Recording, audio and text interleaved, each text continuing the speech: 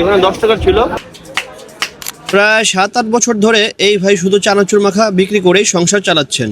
দৈনিক ইনকাম প্রায় 700 টাকার মতো। এতদিন ধরে মানুষ কেন খাচ্ছে তার চানাচুর? চলুন আজকে আমরাও টেস্ট করে দেখি আসলে স্বাদটা কেমন। এর নাম কি মামা? বাদাম চানাচুর চাল ভাজা।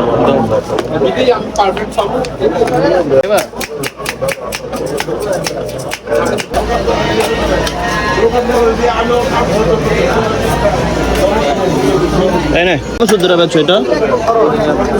জোরে গাই। হ্যাঁ, 8 বছর থেকে। 8 বছর থেকে এই আইটেমটাই। এই আইটেম যাক, দৈনিক এরকম বেচা কিনা 700 লাভ হয়। 700 লাভ হয়, মাশাআল্লাহ। নয়ন ভাইয়ের মুড়ি চানাচুর আর বাদাম মাখা খাইতেছি। উনি নাকি প্রায় 7-8 বছর ধরে এই ব্যবসায়ী করে। তো দেখি খাবারটা কিরকম। বিসমিল্লাহ। পুরো কুরমার ভাব। তো এখানে 10 টাকা ছিল, 10 টাকা নিলাম।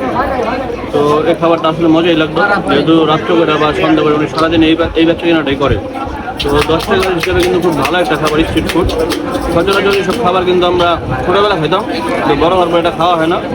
আর গাইস দেখেন, নয়ন ভাইয়ের এখানে পুরো ভিড় লেগে গেছে। সামান্য 10 টাকা এটা কিন্তু খাবার এত মজা, যার জন্য এত ভিড় হয়ে গেছে। খাবারটা খুব ভালো, চানাচুর পুট খেলাম। খাই না এখনো, খেয়ে বলতেছি। এই ভিড়টাই না লাগছে এই খাবারের জন্য। খাবারটা আসলে মজা ছিল। তো আজকের মতো ভিডিওটি এখানে শেষ করি। দেখা হবে নেক্সট কোনো ভিডিওতে। টাটা, বাই, আল্লাহ হাফেজ।